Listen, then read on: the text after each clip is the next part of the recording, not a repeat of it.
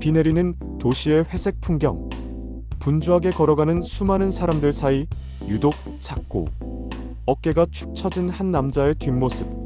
남자는 인파에 치이고 밀린다. 아무도 그를 신경 쓰지 않는다.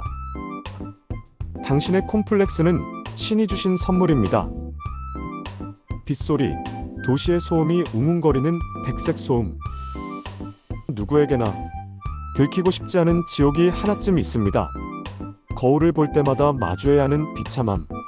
입을 여는 순간 공기마저 차갑게 얼어붙게 만드는 침묵의 공포. 여기 평생을 죄인처럼 고개를 숙이고 살아온 한 남자가 있습니다. 그의 이름은 유동석. 나이는 45. 한 가정의 가장이자 회사에서는 만년과장. 그리고 키 162cm의 말더듬이. 지하철 안. 손잡이가 높아 잡기 버거운 동석의 손. 까치발을 들려다 포기하고 기둥에 매달리듯 기대는 모습. 그의 시선에서 본 세상은 남들의 등, 겨드랑이, 턱 밑, 위압적인 시선들. 동석 씨의 하루는 사과로 시작해서 사과로 끝납니다.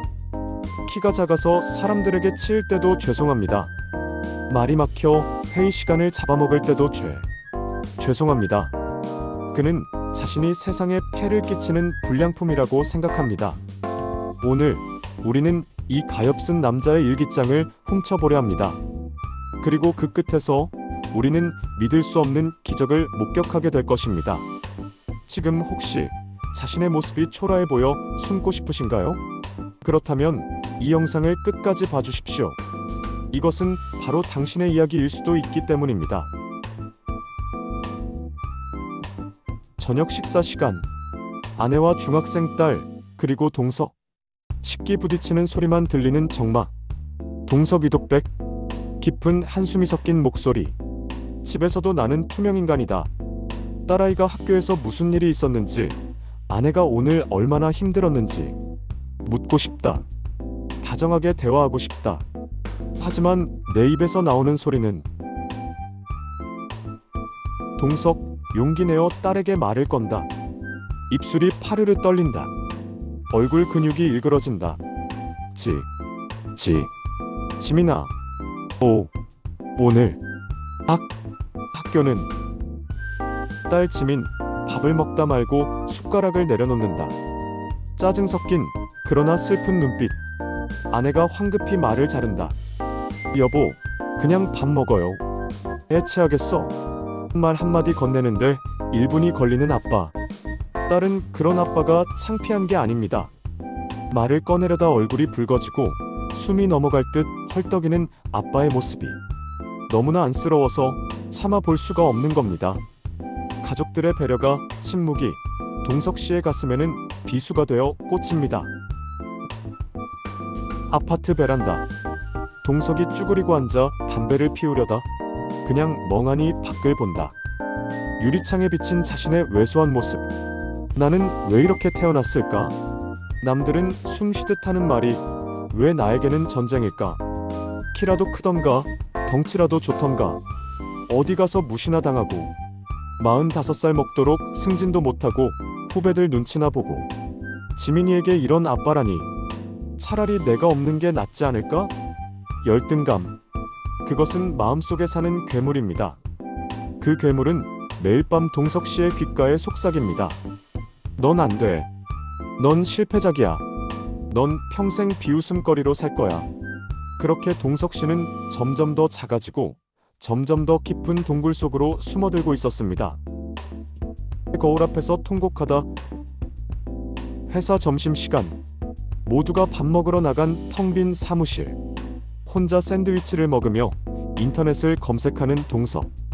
검색창에 말더듬 고치는 법, 키가 작아도 성공하는 법을 치다가 우연히 유튜브 알고리즘에 뜬 영상을 클릭한다. 그리스 최고의 웅변가 데모스테네스는 원래 심각한 말더듬이었습니다. 동석의 눈이 커진다.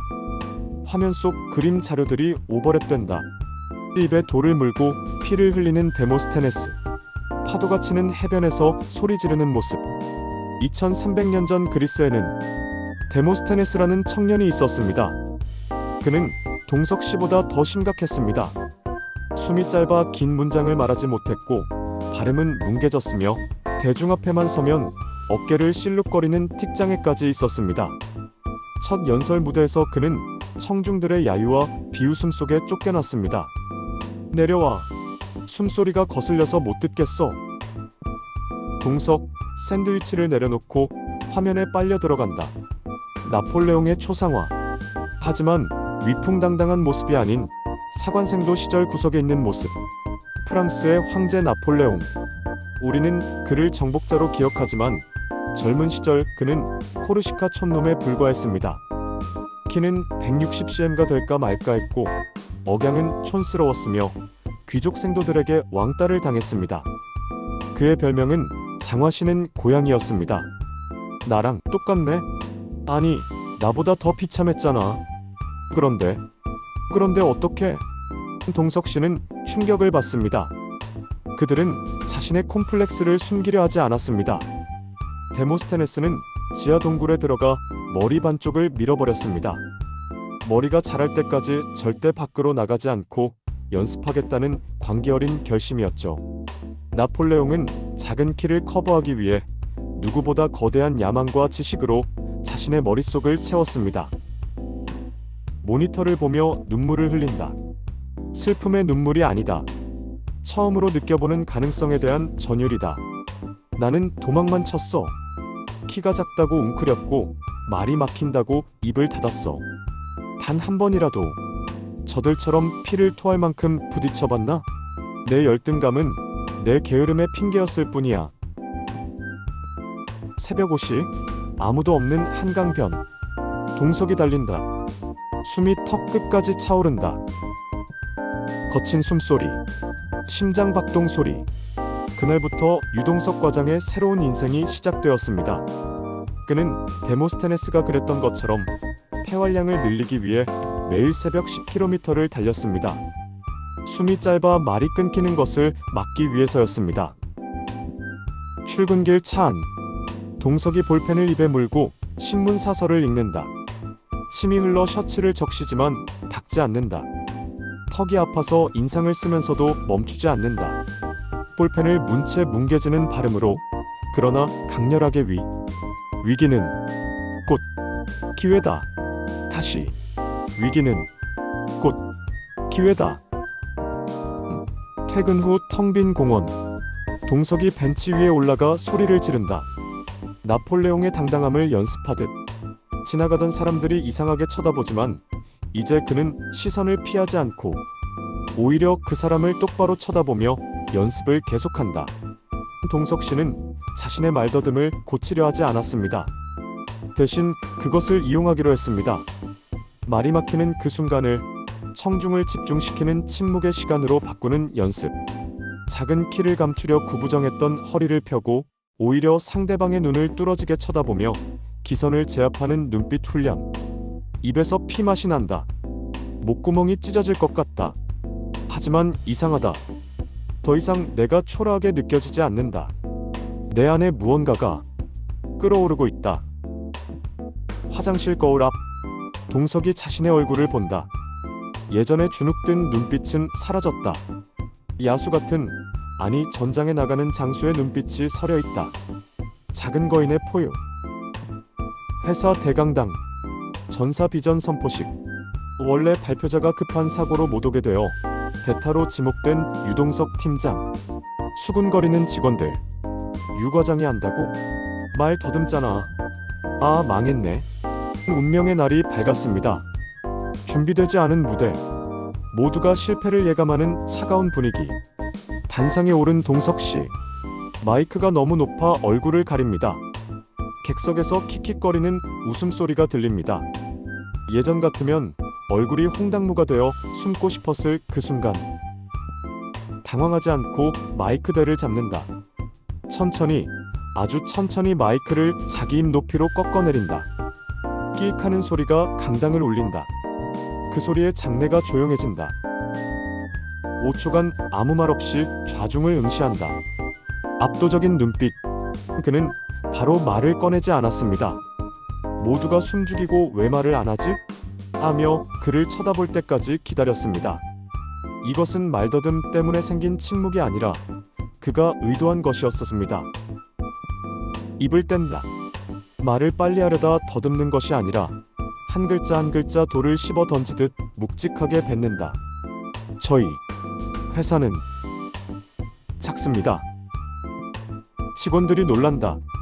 쩌렁쩌렁한 울림통. 데모스테네스의 호흡법이다. 자신을 가리키며 씩 웃는다. 지금 여러분 앞에 서 있는 저처럼 말입니다. 볼품 없어 보일 수 있습니다. 화려하지도 않습니다.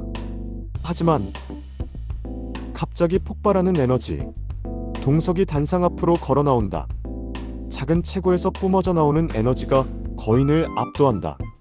작은 것은 단단합니다. 작은 것은 빠릅니다.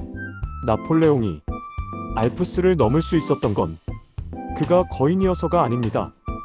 누구보다 빨랐기 때문입니다. 우리 회사의 콤플렉스? 그것은 우리가 가진 가장 날카로운 무기입니다. 동석의 말이 끝날 때마다 그 특유의 뚝뚝 끊기는 리듬이 오히려 비장미를 더한다. 말더듬은 더 이상 장애가 아니었다. 그것은 청중의 심장을 쥐락펴락하는 임팩트였다. 발표가 끝나자 정적이 흐른다. 맨 앞줄의 사장이 천천히 일어나 기립박수를 친다. 와, 함성과 함께 쏟아지는 박수갈채. 당신은 아직 긁지 않은 복권입니다. 현재의 동석. 자신감 넘치는 표정으로 인터뷰하는 모습. 데모스테네스 동상. 알프스를 넘는 나폴레옹. 그리고 웃고 있는 유동석. 저는 여전히 키가 작고 긴장하면 말을 더듬습니다. 하지만 이제 저는 제 콤플렉스를 사랑합니다. 이 결핍이 없었다면 저는 평생 안주하며 살았을 테니까요. 저를 무시했던 시선들이 저를 괴물로 키워준 밥이었습니다. 콤플렉스의 승화. 심리학자 아들러는 말했습니다. 열등감은 인간이 더 나은 존재가 되기 위한 가장 강력한 자극제이다. 지금 이 영상을 보고 계신 여러분, 혹시 남들보다 부족한 점 때문에 괴로워하고 계신가요? 가난 외모 학벌 장애. 그것 때문에 주눅 들지 마십시오. 비 내리는 거리. 이제 비가 그치고 구름 사이로 햇살이 비친다. 그 빛을 받으며 당당하게 걸어가는 동석의 뒷모습. 그림자가 길고 거대하게 늘어진다. 신은 여러분을 미워해서 콤플렉스를 준 것이 아닙니다. 그것을 딛고 일어서서 세상 누구보다 높이 날아오르라고 가장 강력한 스프링을 발밑에 심어준 것입니다. 당신의 열등감은 아직 포장지를 뜯지 않은 위대함입니다. 지금 당장 거울을 보고 외치십시오. 이건 내 약점이 아니다. 이건 내 무기다. 결핍은 위대함의 다른 이름입니다.